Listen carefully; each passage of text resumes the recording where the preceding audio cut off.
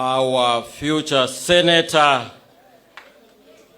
our chief of staff, senior government officials here present, assistant director, students of Taita Taveta Students Association, students of this highly recognized national polytechnic.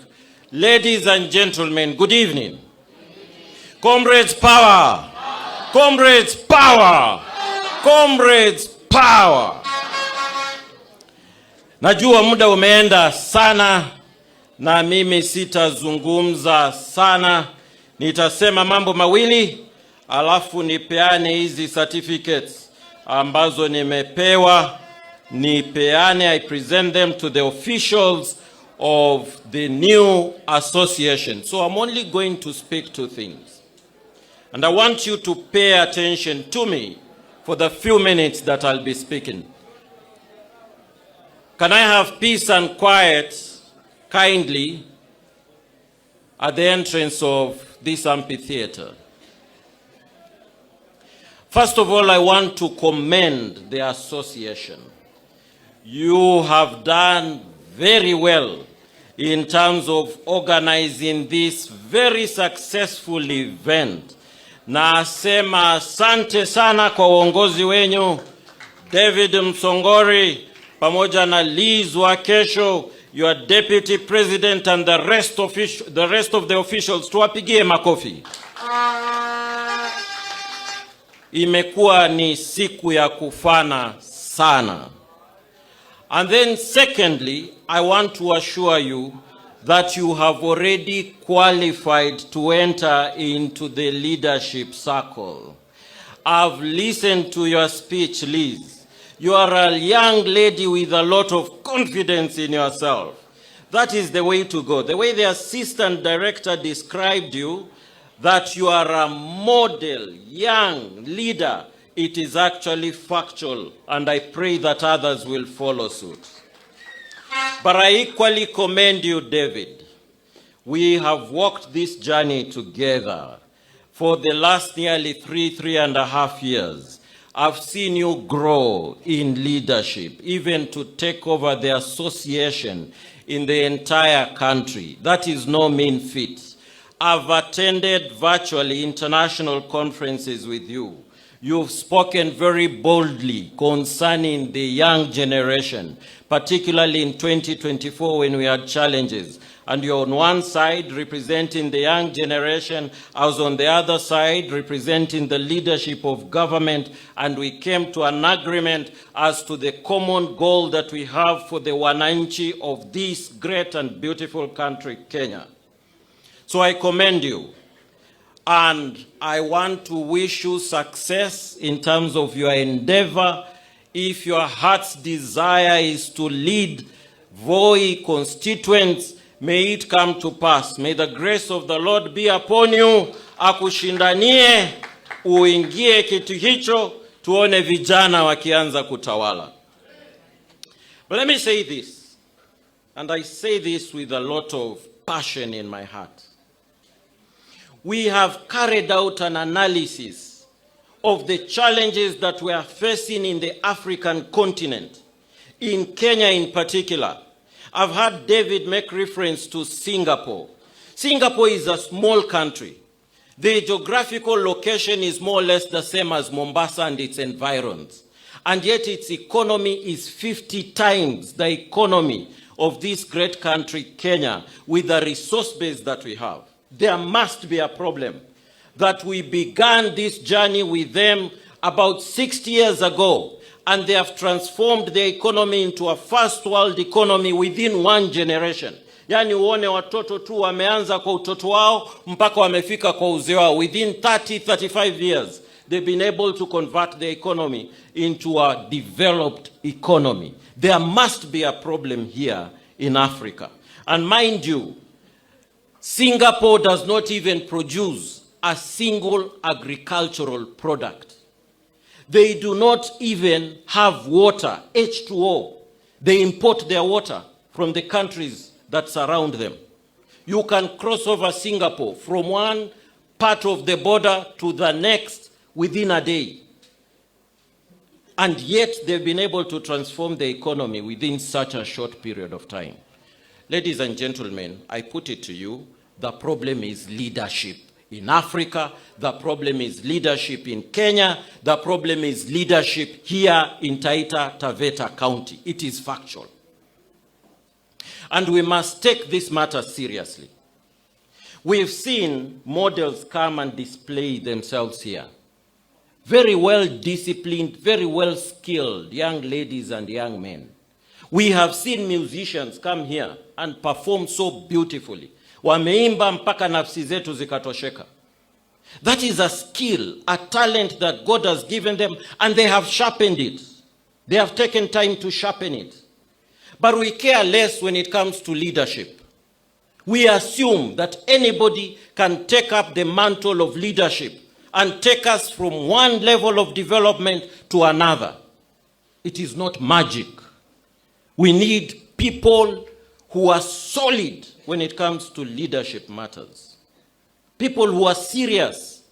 People who realize that they are carrying the lives of those under them in their hands.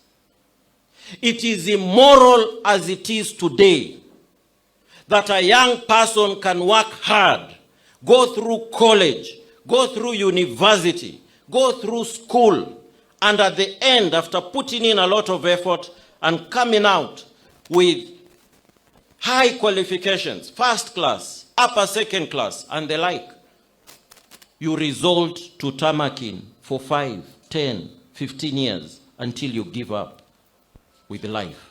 It is seriously immoral. It is wrong. Haiwezekani kwamba tutumie human resource yetu kana kwamba hatuijali. Watu wamesoma, wamepata, wamehitimu vyema vile inavyotakikana na wanakaa nyumbani tu bure. And yet our resource base is extremely high. Let me give you an example of Taita Taveta. There is no reason why we should have poverty in Taita Taveta with the resource base that we have. We have minerals. We have iron ore. The other day, as they were mining iron ore, they discovered that we also have copper. We have lithium. All these electronic gadgets that you are making use of are made of lithium. We are going electric as it is now. Electric vehicles, electric motorcycles, and the like.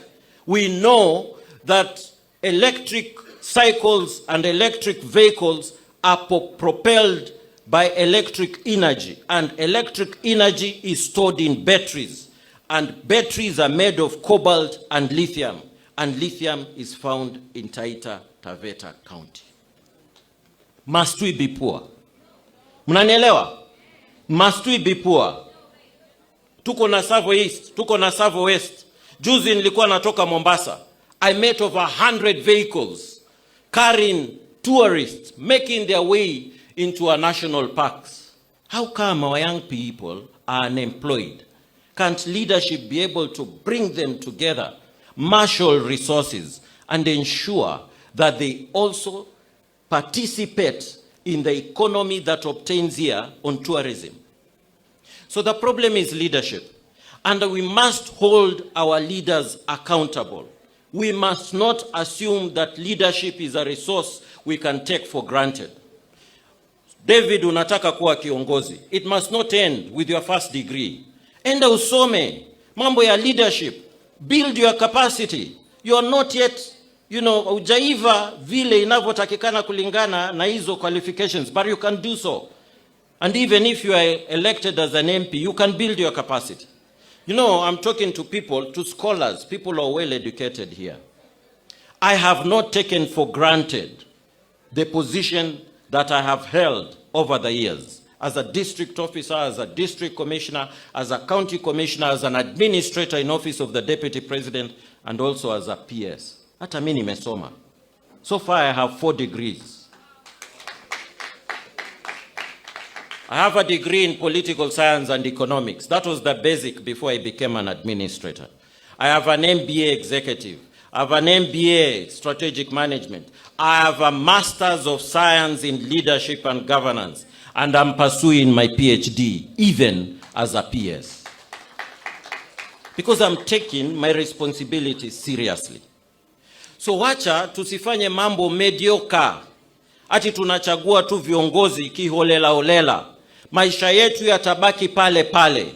We are tied to a vicious cycle of poverty because of lack of proper leadership in our country. We must break out of it and must ensure that we're able to move from the level where we are to another level. Now, secondly, and I want you to listen to me keenly, because I'm talking to scholars, and I've had arguments from scholars time and again concerning the labor mobility program that we have.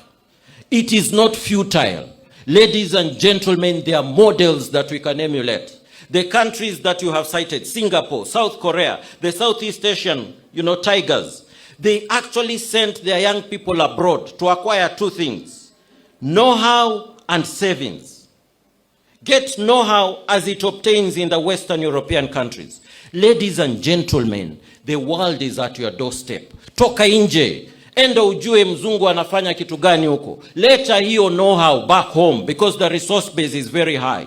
And with the savings that you are able to raise, because in our pre-departure training, we tell our young people, save as much as possible. Savings equals investment. The more you save, the more you invest, the more you become richer. For us as government will guarantee you a very high return on investment, but bring the money back home. That is the reason why even the diaspora remittances have been increasing over time to the level that it is now. So go ye out, listen to me, go partake of that which obtains out there and bring it back home. Tumeelewana?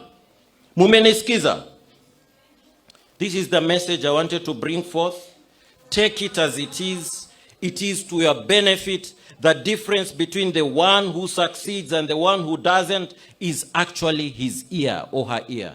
That which you internalize eventually transforms you and transforms your life. God